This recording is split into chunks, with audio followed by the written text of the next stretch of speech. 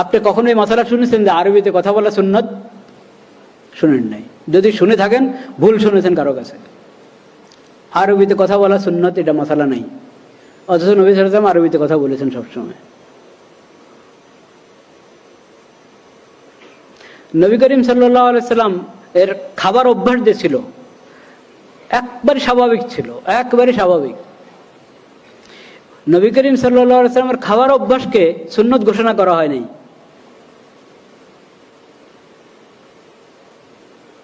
নবী করিম সাল্লাল্লাহু আলাইহি ওয়াসাল্লাম খাবার অভ্যাস যদি সুন্নত ঘোষণা করা হতো তাহলে কি অবস্থা হতো আমাদের? মাসকে মাস গিয়েছে, ঘরে উম্মুল মুমিনিনদের ঘরে আগুন জ্বলে নাই। আগুন জ্বলে না এর মানে ভাতের তো প্রশ্নে আসে না, ভাত তো সেখানে তেমন তখন ওটা চালের ইয়া ছিলই না, তেমন চালের অস্তিত্ব ছিল না তা না, কিন্তু রেওয়াজ ছিল না তেমন একটা।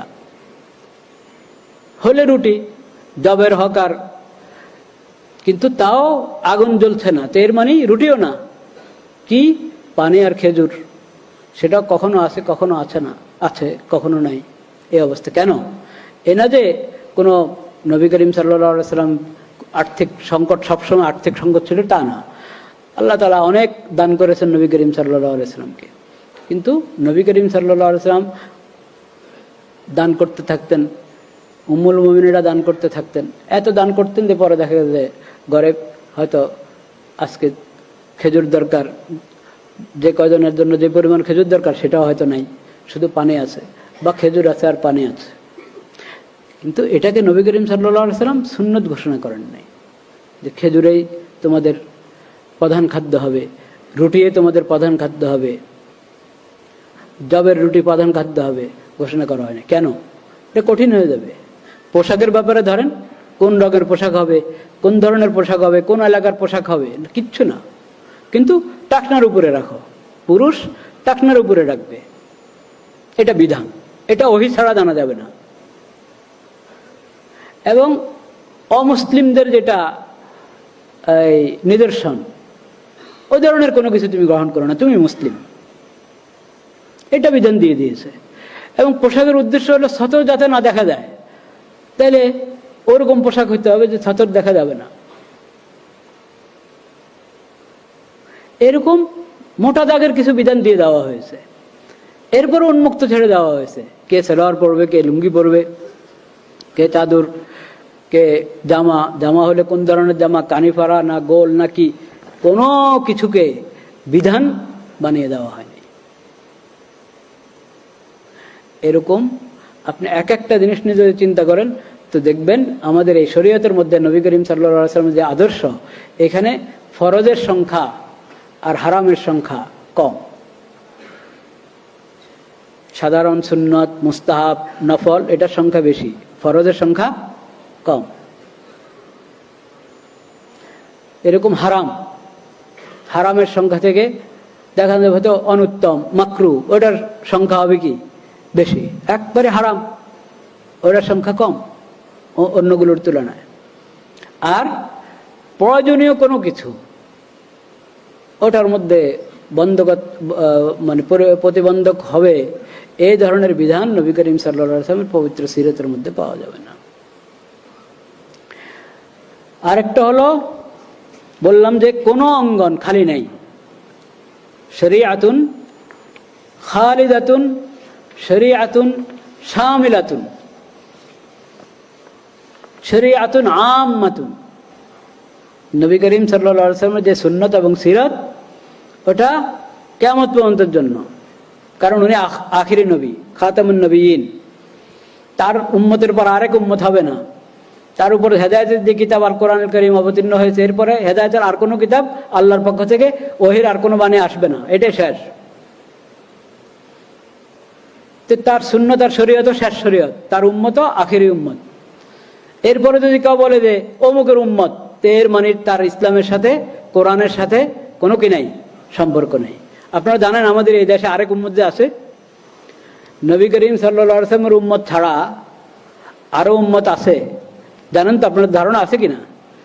হ্যাঁ, মির্জা গোলাম আহমদ কাদিয়ানি, তাকে কাদিয়ানি জামাত কি মনে করে?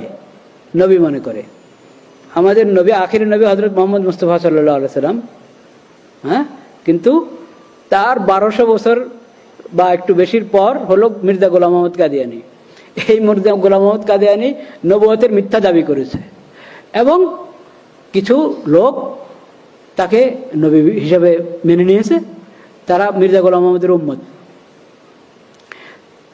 এই যে নতুন আরেক উম্মত বের হলো, এই উম্মতের কোরআনের সাথে কোনো কি নাই, সম্পর্ক নাই। কোরআনের নাম নিচ্ছে, কোরআন প্রচার করছে, কোরআনের অনুবাদ করে প্রচার করছে। এই কিছুদিন আগে, কয়েক মাস আগে ইয়াতে জাদুঘরে তারা কোরআন প্রদর্শনী করেছে তারা। কারণ বুঝেন না, এটা তো কি বলে এটাকে, সমান অধিকার। বুঝতে পেরেছেন? সমান অধিকার তারা সেমিনার করতে চায়, কে মানা করবে? এটা একটা চিন্তার সমান অধিকার। এই যে আমাদের নবী করিম সাল্লাল্লাহু আলাইহি ওয়াসাল্লামের সিরতের আরেক বৈশিষ্ট্য হলো তার শিখানো কোনো মৌলনীতি, শিখানো কোনো বিধান, তার শিখানো, তার দেওয়া কোনো পরিভাষা, এটার মধ্যে কোনো অস্পষ্টতা নেই। যে ওই শব্দের মারপ্যাচ দিয়ে, শব্দের অস্পষ্টতা দিয়ে, পরিভাষার অস্পষ্টতা দিয়ে মানুষকে কেউ ধোঁকা দিবে, প্রতারণা করবে, এই সুযোগ নেই। সব আলহামদুলিল্লাহিল্লাযী আনজালা আলা আবদিহিল কিতাব ওয়ালাম ইয়াজআল লাহু ইওয়াজা, ওয়ালাম ইয়াজআল লাহু ইওয়াজা। কোনো ধরনের বক্রতা, কোনো ধরনের অস্পষ্টতা, কোনো ধরনের কোনো খোঁজ ত্রুটি এখানে খুঁজে পাবে না এই সিরতের মধ্যে, এই শরীয়তের মধ্যে, আল্লাহর অবতীর্ণ করা এই কোরআনের মধ্যে। তো সমান অধিকার, এটা একটা পরিভাষা, এটা কোরআনের পরিভাষা না, নবী করিম সাল্লাল্লাহু আলাইহি ওয়াসাল্লামের সিরত এবং সুন্নতের পরিভাষা না। এই জন্য এটার মধ্যে অনেক অস্পষ্টতা। সমান অধিকারের ব্যাখ্যা করেন আপনি বসে বসে, এক একজন এক এক ব্যাখ্যা করবে। কাকে বলে সমান অধিকার? একটা পরিভাষা আপনি দিচ্ছেন, তাহলে এটার সঠিক ব্যাখ্যাও তো দিতে হবে, সঠিক মর্ম দিতে হবে। সমান অধিকার আপনি বলবেন প্রত্যেকে তার মতাদর্শ, তার মতবাদ, তার চিন্তা চেতনা, ওটা আপনার করার, তবলিগ করার, প্রচার প্রসার করার অধিকার রাখে। আচ্ছা, যদি এই কথা আপনি দলিল দিয়ে সাব্যস্ত করতেই পারেন যে সবার অধিকার আছে, আমি এখন ওই তর্কে দিলাম না, কিন্তু আমি বলতে, তবলিগের অধিকার আছে, প্রতারণা করার অধিকার আছে, প্রতারণার অধিকার আছে।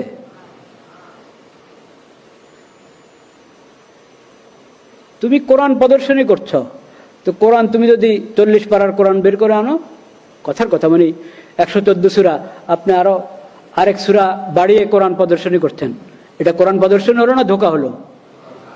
ধোঁকা হলো। ঠিক এরকম একটা সূরা বাড়ান নাই, একটা আয়াত বাড়ান না, যা আছে তা ওটাই প্রদর্শনী করছেন, কিন্তু ওটার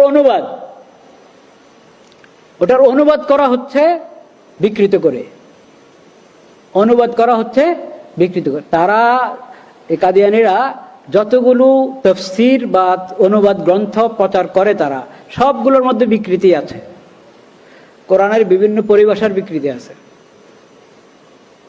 এবং এমন বিকৃতি ঈমান কুফর হয়ে যায়, কুফর ঈমান হয়ে যায়, হালাল হারাম হয়ে যায়, হারাম হালাল হয়ে যায়, এই ধরনের বিকৃতি আছে। আকীদা পরিবর্তন হয়ে যায়, এই ধরনের বিকৃতি আছে। তো এটাকে কোরআন প্রদর্শনীর নামে, কোরআন অনুবাদ, কোরআন তাফসীরের প্রদর্শনীর নামে যদি প্রচার করা হয় এবং প্রদর্শনী করা হয়, তাহলে এটা কি তবলিগ হলো না প্রতারণা হলো? প্রতারণা। তা আপনি সমান অধিকারের কথা বলে আপনি বলেন যে তারাও তো, তাদেরও একটা ধর্ম আছে, কাজে ওদের নাগরিক হিসাবে অধিকার রাখে এটা প্রচার করার, নাগরিক হিসাবে প্রচার করার অধিকার রাখে, মানুষকে ধোঁকা দেওয়ার অধিকার রাখে না। এটা কে বুঝবে? কাকে বুঝাবেন? আমরা কি বুঝি না, না বুঝেও বুঝি না? কোনটা?